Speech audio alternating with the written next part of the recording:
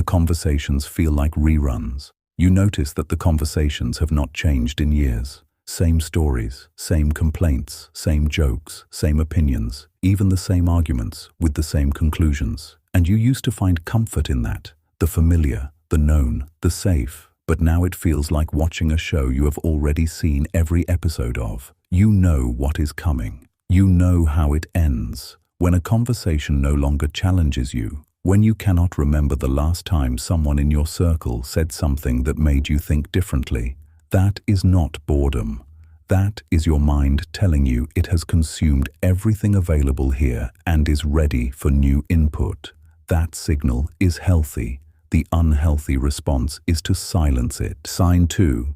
You edit yourself before you speak. You are about to say something, a new idea, a change you are making, something you are excited about, and before the words leave your mouth, you run a quick calculation. How will this land?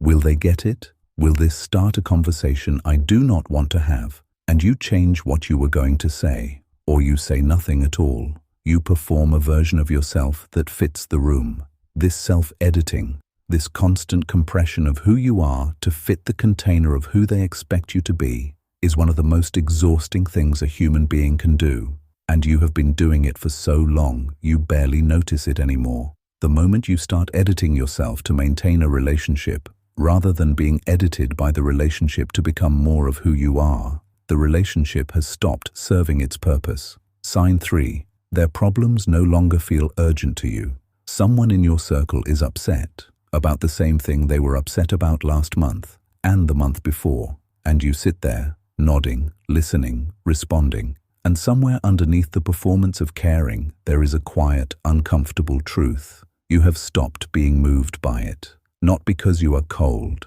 not because you do not love them, but because you have done the work that they have not yet begun. You have already been through what they are still cycling through, and you cannot pull someone forward who has not decided to move. Compassion fatigue in close relationships is not a character flaw. It is what happens when one person has processed something and the other is still inside it. You are not heartless. You are just further along. Sign 4. You feel lonelier in the group than alone. You are surrounded by people who know you, who have known you for years, who care about you genuinely, and you have never felt more alone. You can be in a room full of your oldest friends and feel completely invisible, not because they do not see you, because the you they see is a version of you that no longer exists. They are looking at who you were, and who you are becoming has no one to talk to yet. That specific loneliness, surrounded but unseen, is not a sign that something is wrong with your relationships. It is a sign that you have grown beyond the version of yourself those relationships were built around. Sign 5.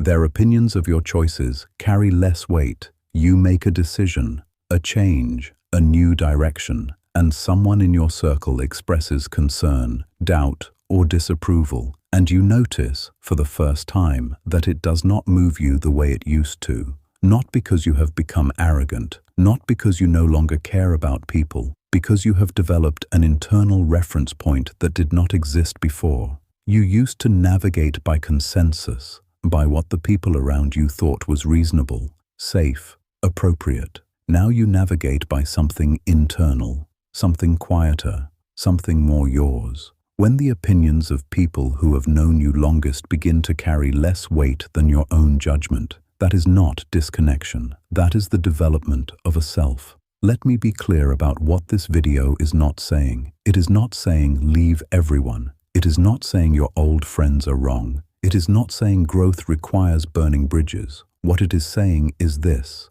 some relationships are for seasons, some are for reasons, and a very small number are for life. The ones that are for life are the ones that grow with you, or the ones where the love is strong enough to survive the distance between where you are and where they are.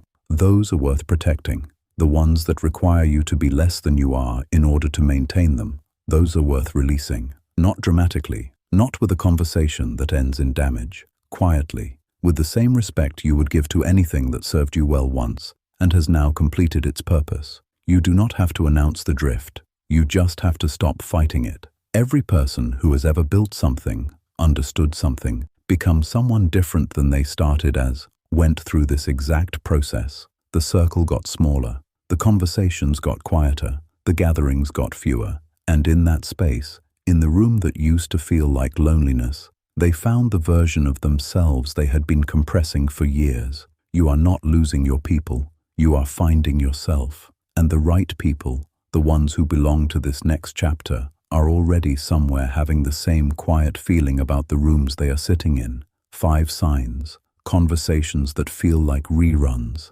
editing yourself before you speak, their problems no longer moving you, lonelier in the group than alone, their opinions carrying less weight. If you recognized yourself in any of these, you are not broken, you are not selfish, you are not cold, you are outgrowing, and that is the most human thing you can do. Drop a comment with one word, season, if you know why. Subscribe for more things that nobody named but everyone needed to hear. See you in the next one.